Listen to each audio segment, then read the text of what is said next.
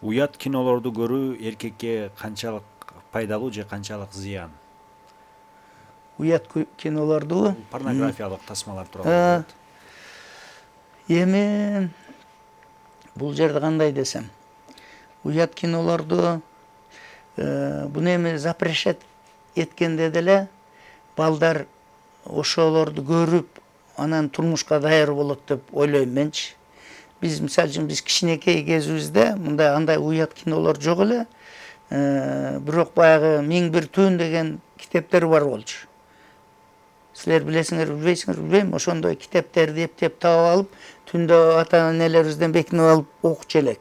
Ошол баягындай кичине баягы ошол дагы адамды өстүрөт, өнүктүрөт. Бул нерсеге баягынтип окутпаса, башка кылбаса издеп окуйсуң да.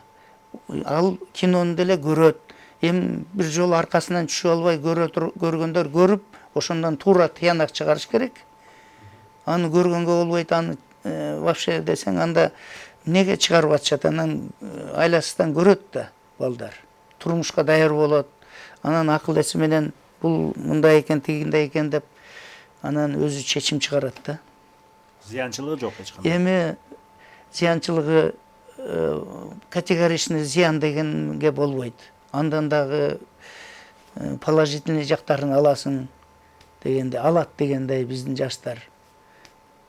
Эмне дейбиз эми? Зыян десең жок. Аны көзүңө илешип калса кантип көрбөйсүң? Көрөсүң да. Болгону ошол ал тасмада узак мөөнөткө созулат эмеспи?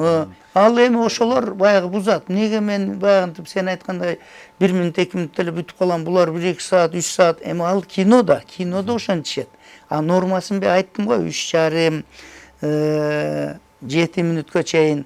Ошо кыйын болуп кетсе 10 мүнөт болор. Ал дагы баягы мен айткан токтотуу немелер менен токтотсо, аны эле бир жолу жарым саат, 1 саат баягы книга Гиннесага кирген учурлары бар кээ бирлер. 2 сутка, 3 сутка дегендер бар.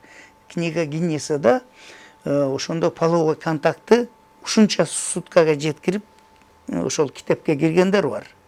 Ал үчүн ошол токтотуу сезим менен башка менен ал эми немеге кириш үчүн аракет кылып атат да.